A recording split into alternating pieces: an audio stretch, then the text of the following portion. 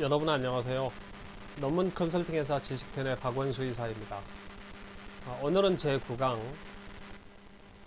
리터러처 리뷰를 어떻게 할 것인가, 선행연구 검토를 어떻게 할 것인가에 대한 주제로 강의를 시작하겠습니다.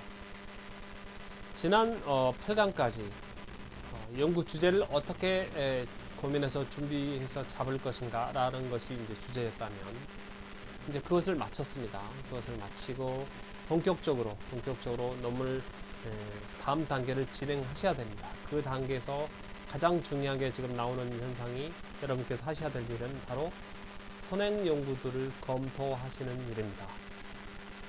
본인의 경험과 관심사와 아니면 하고 계시는 일과 아니면 미래의 꿈과 이런 것들을 관련해서 연구 주제를, 연구 질문을 형성을 하라고 말씀드렸던 것이 이런 8강까지의 주요한 핵심 내용입니다. 물론 거기에는 구체적인 방법과 원칙들이 있었지만, 일단 그것이 다 잡힌 상태에서 여러분께서 그 다음에 하실 일은 무엇이겠습니까? 바로 선행 연구를 검토하시는 일입니다. 여러분께서 주제를 어떤 토픽으로 하실 것인지는 제가 가장 중요한 것은 한 가지만 얘기해 가지고는 안 된다. 두 가지를 동시에 A하고 B 또는 B와 C 이런 식의 두 개의 변수를 중심으로 고민을 하셔야 된다고 말씀드렸습니다. 그렇게 하신 상태에서 여러분께서는 선행연구 검토를 시작을 하셔야 됩니다. 자, 선행연구 검토는 그러면 어떻게 하는 것이겠습니까? 무엇이겠습니까? 개념이, 정확하게 개념은 본인의 톱과 관련해서 선배 학자들이 어떻게 논문을 쓰셨는지 크리티컬, 비판적으로 요약하는 일입니다. 읽고 요약하는 것. 그 의미는 이런 겁니다. 어떤 연구 주제가 하나가 설정이 되면, 생성이 되면, 발화를 하면 나무처럼 처음에는 떡잎이 나오고, 그 다음에 점점 기둥이 나오고, 줄기가 성장하고, 가지가 점점 성장하고 생기고 그렇습니다.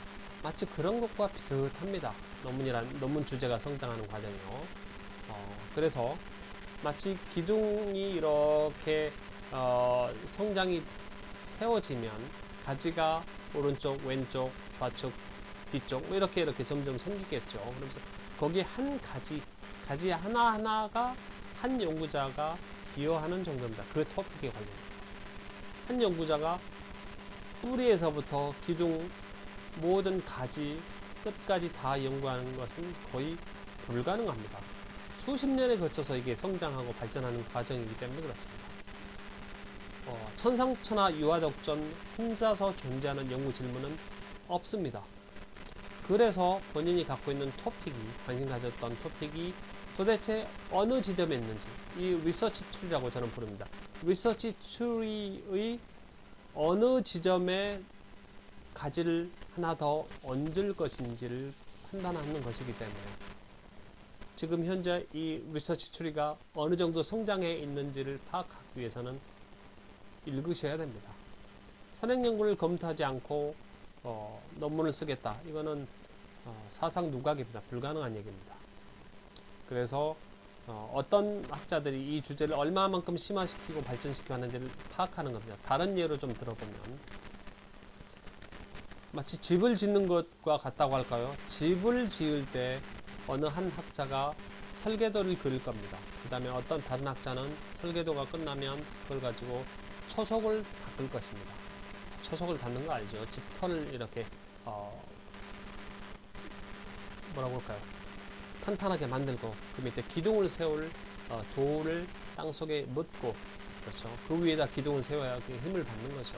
이런 과정을 거치며 그 다음에 어떤 다른 학자가 기둥을 또 세우고, 그 기둥 사이에 어떤 학자들은 뭐 사이사이에 벽돌을 하나씩 놓고 이러는 겁니다. 한 사람이 다 그걸 할 수 없기 때문에 그렇습니다. 그래서 벽돌을 놓아지면 어느 정도 위치에 들어가서 창문도 만들어야 되겠고, 그렇죠? 창문 만들어지면 나중에 이제 석가래를 이어서 이렇게 지붕에 석가래 하나씩 더 넣는 작업도 하시겠고요. 그 다음에 이것이 완성되는 시점에 마지막에 이제 기와를 하나씩 넣는다, 뭐 이렇게 되는 거죠. 그렇지만 기와가 놓아지지, 아직 놓여야 될 것을 놓여지지 않았는지를 파악하는 것은 역시 선행연구 검토를 통해서 읽음을 통해 읽지 않으면 알 수 없는 것입니다. 그래서 우리는 연구자들이 큰 어떤 집을 짓는 데 있어서 벽돌 하나, 기와 한 장을 넣는다. 추가 빈틈에 아직 메꾸어지지 않은 이 집의 빈틈을 찾아서 나는 그것을 메꾸어 줌으로 인해서 완성도를 높인다. 이런 자세로 가시는 게 맞습니다. 그러면 어떤 것을 읽을 것인가 하는 고민이 생기죠. 그렇죠. 어떤 것을 선행연구를 검토해야 되는가. 가장 중요한 것은 학회보입니다. 학회보. 아카데믹 저널에 실려있는 아티클인 것이죠. 신문기사 이런 건 좀 조심하십시오. 조심하셔야 되고, 책들은 보통 학부생들이나 이런 사람들을 위해서 정보를 전달하는 경우가 많기 때문에 너무 책에 집중하실 필요는 없고요. 가장 중요한 것은 아티클입니다. 아카데믹 아티클. 거기에 짧게 5페이지부터 길게는 한 30페이지 이 정도 분량밖에 안 되면서 핵심 내용을 다 이제 포괄하고 있습니다. 그래서 우리가 본인이 선정한 토픽을 검색을 하시면 최근까지 어떤 순서대로 어떤 사람들이 어떤 연구를 해왔는지 구체적인 정보를 거기서 다 얻으실 수 있습니다. 다른 프로페셔널 매거진이나 이런 것도 의미 있는 건 괜찮습니다. 그 다음에 하나 더 추가해드릴 소스는 인터넷에서 올라오는 소스 중에서 공신력 있는 연구소나 공신력 있는 기관, 국가기관도 괜찮고 IMF나 월드뱅크나 이런 공신력 있는 기관에서 발표하는 이런 자료들, 이런 것들은 우리가 검토의 대상입니다. 선행연구 검토에 누락시킬 필요가 없는 대상들입니다. 그러면 말씀드린 것처럼 어떻게 할 것인가 부분에 대해서 좀 설명을 좀 드려야 될 텐데요.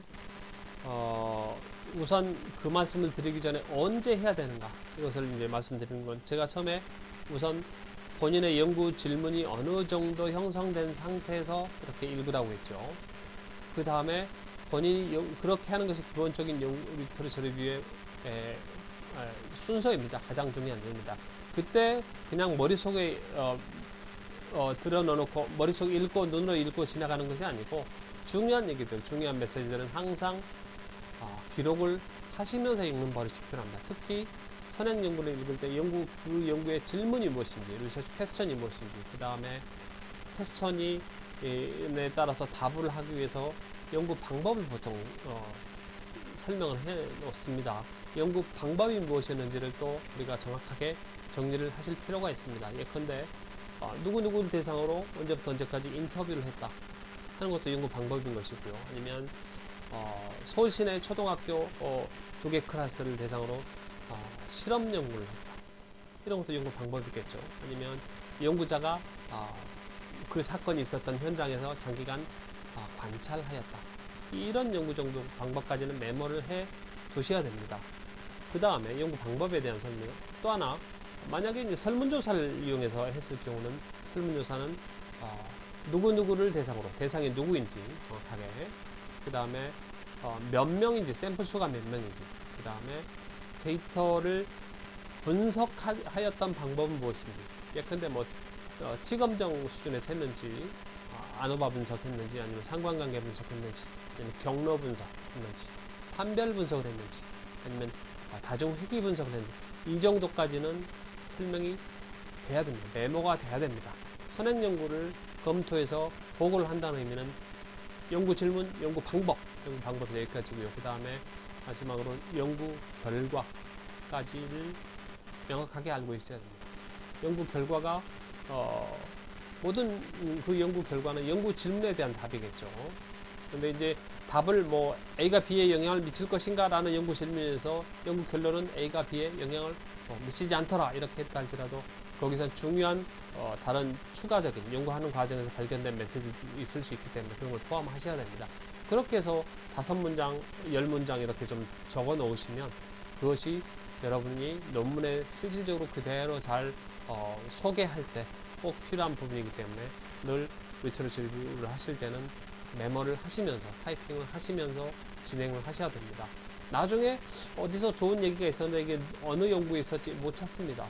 그래서 연구자 이름과 연도하고 그 다음에 레퍼런스 반드시 맨 밑에다 정리를 하시면서 남의 논문을 읽고 간단하게 요약 정리하시는 습관을 들이셔야 됩니다. 그 다음에 선행 연구 검토를 기본적으로 연구 주제가 잡혀진 상태에서 그 다음에 할 때도 끊임없이 계속 하셔야 됩니다. 왜냐하면 선행 연구 검토가 양도 많을 뿐만 아니라 어떤 경우는 100편, 200편 넘어가는 경우도 많습니다. 한 페이지당, 한 논문당 20, 30페이지씩 해도 100편이면 2만 페이지 이렇게 됩니다. 그래서 꽤 많이 되기 때문에 여러분께서 이제 그것을 하루아침에 읽을 수 없습니다. 그래서 논문 쓰고 있는 2달, 3달 기간 동안 매일 내가 논문을 3편에서 10편 정도는 읽고 요약한다. 이렇게 생각을 하시고 정리를 진행하셔야 됩니다. 데이터 수집을 하실 때도 실제로 낮에는 데이타임에 가서 데이터 수집을 해 오시고 저녁 때는 선행 연구를 읽고 또 요약 검토하고 정리하고 이런 습관을 계속 들여야 그것이 2장 챕터 2에서 선행 연구 검토에서 보고서로 들어갈 내용들인 것이고 더 중요하게는 제 4장이죠. 4장. 3장이 메서덜러지 파트이고 4장이 리절트를 보고하는 것인데 거기서 여러분께서 보고하신 내용을 그냥 레포트처럼 보고하면 좋은 논문이라고 할 수 없다고 말씀드렸습니다. 디스커션이 치열하게 이루어져야 됩니다. 그런데 그 디스커션을 하기 위해서는 다른 학자들이 제각각 어떤 얘기들을 했는지 본인이 공부가 되어 있어야 그때서야 본인의 연구 결과와 다른 학자들의 주장이 어떻게 같은지 다른지 또는 이론적으로 어떤 문제가 보완되어야 하는지 아니면 선행 이론이 뭐가 잘못됐는지 이런 것들을 본인이 그때서야 이해하고 또 토론을 주도하실 수 있습니다. 그렇기 때문에 리터처 리뷰는 끝날 때까지 논문이 끝나는 마지막까지 교정하기 직전까지 계속 읽고 정리하는 그래서 공부하는 거 사실은 50%가 남의 글을 읽는 것이 50%, 나머지 50%는 생각하고 데이터 수집하고 데이터 분석하면서 하는 것. 이게 나머지 50%이라고 주장이 됩니다.